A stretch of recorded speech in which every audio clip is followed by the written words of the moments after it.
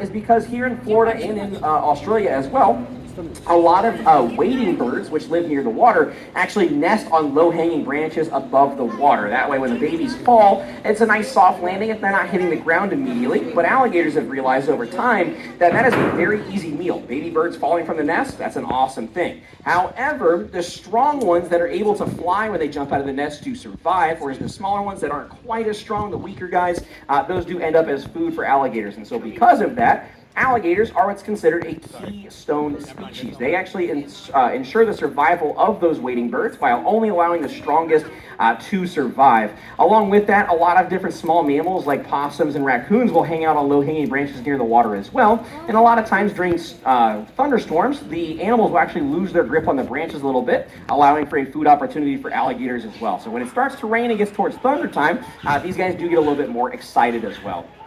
Now, one thing I do want to point out is it looks like our show has gone into alligator's swimming show.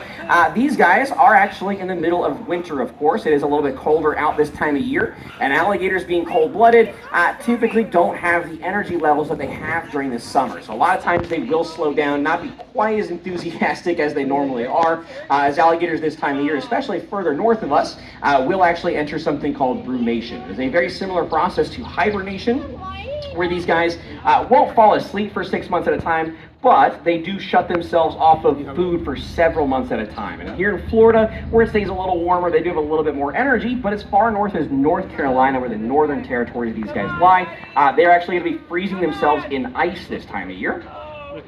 All right, Jeremiah looking up at it, and no, just crumbled underneath the pressure.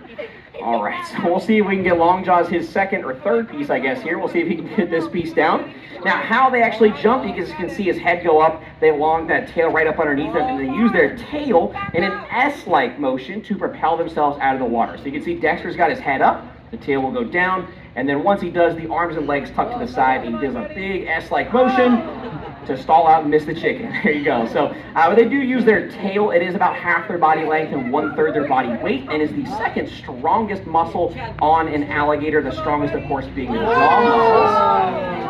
And these guys, even though they can swim about 12 to 13 miles an hour and propel themselves up out of the water pretty high, their jaws are still significantly more powerful. The jaws of an alligator, fully grown, can actually produce well over 2,000 psi, and for some of the bigger guys like Hercules down here, he's probably generating close to 3,000 psi at full bite pressure. Now, they don't always use that full bite pressure. They do have complete control of their bite pressure, allowing some species of crocodile to actually allow their babies to hatch a little bit easier by picking the egg up in their mouth and slowly giving it a little bit of a crack, allowing it a little bit easier for those babies to actually get out of the egg shell, as sometimes those eggshells are a little over calcified and they have a little bit of trouble getting out of those eggs.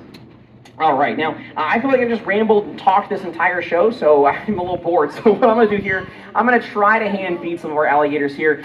This big guy, this is Hercules. He's one of our newer alligators to this main pond, and I'm going to be asking him 3 different commands to follow. I'm going to ask him to come here, stand up, hold his mouth open with that, and then finally to hold and wait for his reward. You guys might hear him hissing pretty loud, especially you guys here on the bridge. Does anybody know what an alligator hissing means? It means he's hissed off. Just mess with me, guys. They do have a lot of communication. Alligators do make over 20 different noises, and hissing obviously is one of those things. He just usually hisses right as soon as we start the training session. So we'll ask him to come on up here. Come up. There you go. So he'll come up nice and slow there. Open up his mouth. We'll ask him to hold. Stand right where he's at. Once he does so correctly, we'll give him a piece of food he missed there. Of course, I missed him again, so we'll try to get him his food here.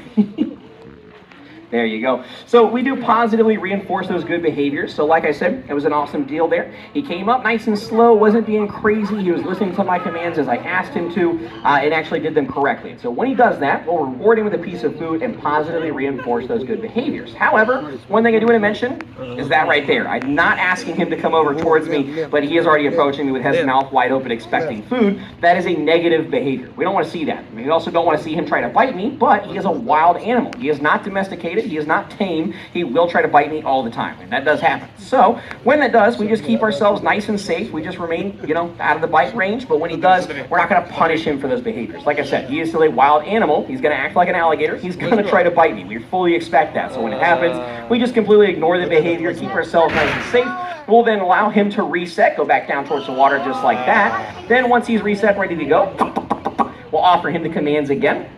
And I'm not going to force him to do anything crazy. I'm not going to ask him to do a backflip or anything. We just ask him commands that are within his body motion. So asking him to stand up, open his mouth for us, and then finally asking him to hold still. An excellent jump out there. You can see the chain move around quite a bit. And